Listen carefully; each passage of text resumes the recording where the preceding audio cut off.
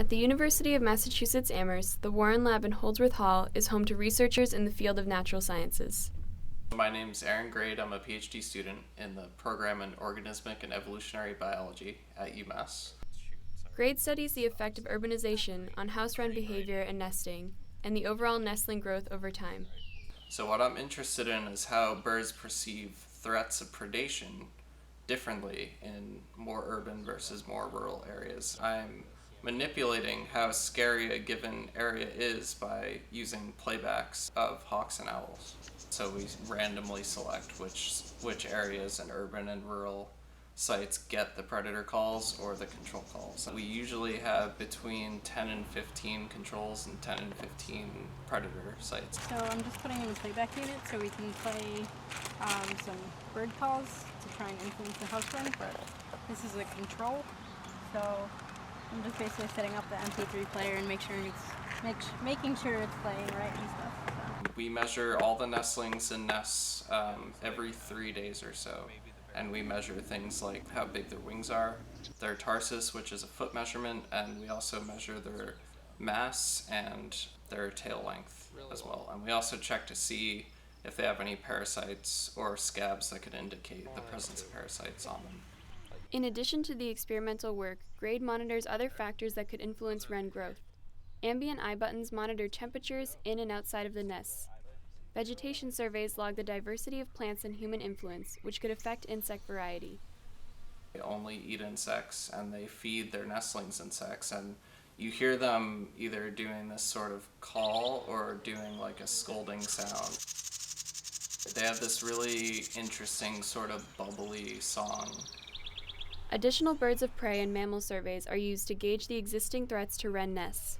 They're the most common and sort of widespread wren in North America. They'll nest pretty easily in nest boxes that homeowners will put out, so often people will get wrens in their nest boxes. For this project, GRADE partnered with a group called Neighborhood Nest Watch.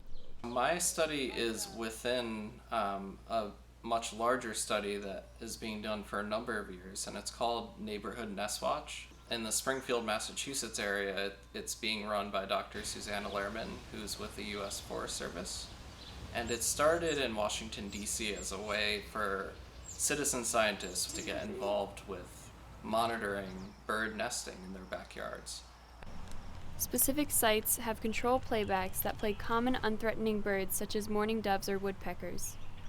So what we found was when we looked at places that were more urban and also places either urban or rural where we were doing the predator calls, we found out that the nestlings were growing faster and they were larger when they left the nest. GRADE also has tips for how people can make their backyards more bird-friendly. Planting more native trees and flowers and having a lot of different types of habitats in your backyard. Like you could have the open grass area where kids can play or you could hang out and read a book, but you could also have a little bit of forest or a little bit of shrub area. Another project in the Warren Lab is being conducted by Kit Straley, a PhD student in the organismic and evolutionary biology program at UMass. My name is Kit Straley, and I am entering my 5th year as a PhD student here at UMass Amherst. I'm studying the wood thrush. Straley examines the different factors influencing nesting success of wood thrush. The wood thrush is a very beloved species in New England. A lot of people are familiar with its song.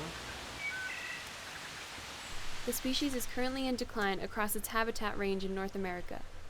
For my project in particular, we really look at the health and success of producing chicks. One way Straley and her crew measure offspring health is by taking body measurements of the chicks. The length of limbs is usually indicative of greater health, and the overall mass of the bird. So birds that have higher mass are usually considered in greater health. So to do that, we measure just the length of the wings, the lengths of the legs. We take the weight of the bird, the mass, and then we also, when we're measuring a bird, look at its body and examine it to see if there's any evidence of ectoparasites. The way the team finds these chicks is through nest searching and careful approach. Wood thrushes really like to nest in things like blueberry shrubs or white pines. In addition to finding birds' nests and seeing, okay, not only did the chicks fledge, but were they like relatively healthy when they fledged. And we also look at the food availability of insects in these different forest patches to examine what foods are available for wood thrush and what they might be eating. Both crews take the nests after the chicks have fledged in order to extract ectoparasites for further study. So once the chicks have left the nest, we collect them because our birds don't actually reuse them. And then we run it underneath a funnel that has like a light bulb on top, and that heat and light kind of pushes all those insects or larvae down into a jar of ethanol so that later we can actually quantify how many ectoparasites there are that were hiding out in the nest itself. The results of these studies will be used to inform future conservation efforts. For more information on these projects, visit the Warren Lab website. To get involved in citizen science, visit neighborhoodnestwatch.weebly.com.